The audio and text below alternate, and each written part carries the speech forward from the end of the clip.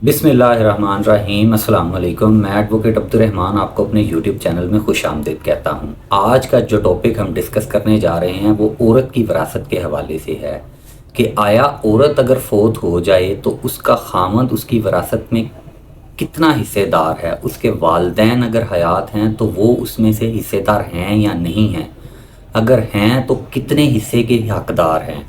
उसके अलावा अगर औरत की औलाद में सिर्फ बेटियां हैं तो कितना हिस्सा बेटियों को आएगा और कितना उसके वालिदैन और खामद को जाएगा। अगर औरत बे औलाद है तो फिर उसकी विरासत किस तरीके से तकसीम होगी। तो सबसे पहले जब भी किसी का विरासत तरका निकाला जाता है तो सबसे पहले तीन चीज़ें जो हैं उसमें से डिडक्ट की जाती हैं। सबसे पहले फोत शुद्ध की तजहीज़ व तदफीन पे जो अखराजात आते हैं वो माइनस किए जाते हैं। उसके बाद अगर उसके ज़िम्मे कोई कर्ज़ वाजिबुल अदा है तो वो अदा किया जाता है। तीसरी चीज़ उसका आ जाता है, अगर उसने कोई वसीयत कर रखी है तो उसकी विरासत में से वो वसीयत अदा की जाती है। ये तीन चीज़ें अदा करने के बाद जो भी प्रॉपर्टी रकम वगैरह बच जाती है वो उस फोत शुद्ध का तरका होती है। उस मरने वाले की विरासत, वो चीज़ जो वो प्रॉपर्टी और पैसे रह जाते हैं वो उसकी विरासत कंसीडर होती है।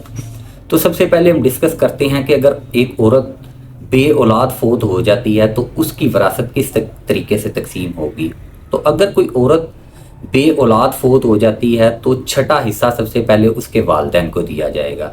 छठा हिस्सा देने के बाद जो बच जाएंगे पैसे या प्रॉपर्टी, उसमें से आधी रकम जो है वो उसके खामद के हिस्से में आ जाएगी। अब जो बाकी आधी रकम बच जाएगी वो रिवर्ट होगी, चूँकि उसकी औलाद कोई नहीं है तो उसके वालिदैन अगर ज़िंदा हैं तो वो रकम उसके वालिदैन की तरफ शिफ्ट हो जाएगी, और अगर खुदा न खास्ता उसके वालिदैन भी ज़िंदा नहीं हैं तो उसके बहन भाइयों में तकसीम हो जाएगी।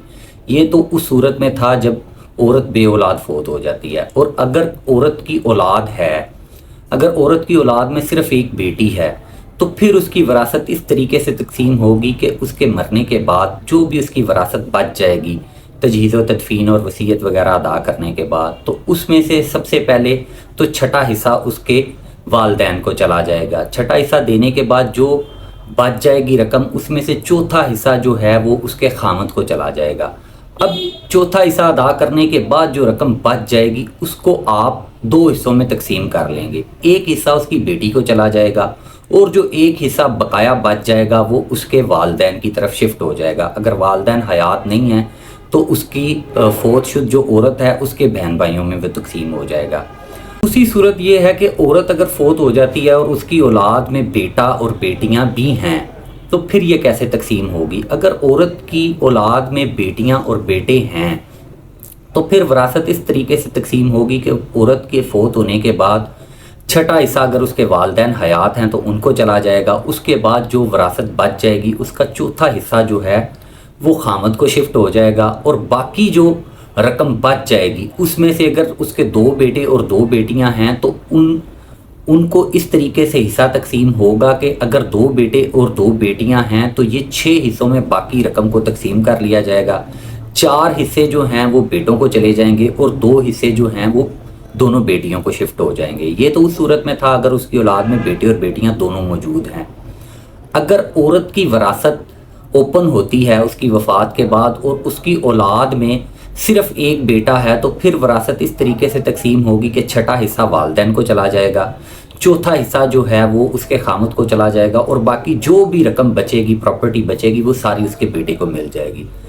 अब एक और सूरत है कि औरत अगर फोत हो जाती है और उसकी औलाद में सिर्फ बेटियां हैं, अगर तो एक बेटी है फिर हिस्सा इस तरीके से तकसीम होगा कि चौथा हिस्सा खामद को, छठा हिस्सा औरत के माँ बाप को, और बाकी जो रकम बच जाएगी, अगर एक बेटी है तो उसको हम लोग 2 हिस्सों में तकसीम कर लेंगे। एक हिस्सा बेटी को मिल जाएगा और एक जो बच जाएगा वो उसके वालिदैन को रिवर्ट हो जाएगा।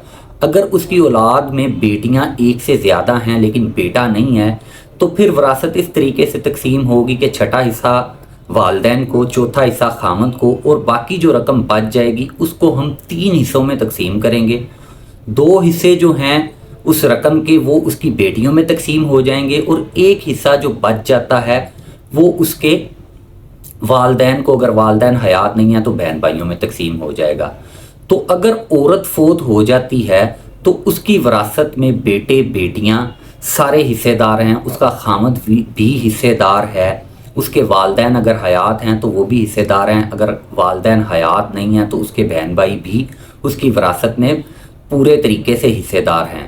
تو اگر عورت جو ہے وہ فوت ہو جائے تو اس کی وراثت تقسیم کرنی ہو تو بھائی وہ آپ اس طریقے سے اپنے سینیریو کے اعتبار سے اس وراثت کو تقسیم کریں گے۔ امید ہے کہ عورت کی وراثت کے حوالے سے جو آپ کے سوالات تھے آپ کو ان کے جوابات اس ویڈیو میں مل گئے ہوں گے۔ پھر بھی اگر کوئی آپ کا سوال ہو تو آپ ہمیں کال یا میسج کر سکتے ہیں، ہم کوشش کریں گے کہ آپ کے سوالات کے آپ کو پراپر طریقے سے جوابات دیے جائیں۔ Thank you so much for watching my video.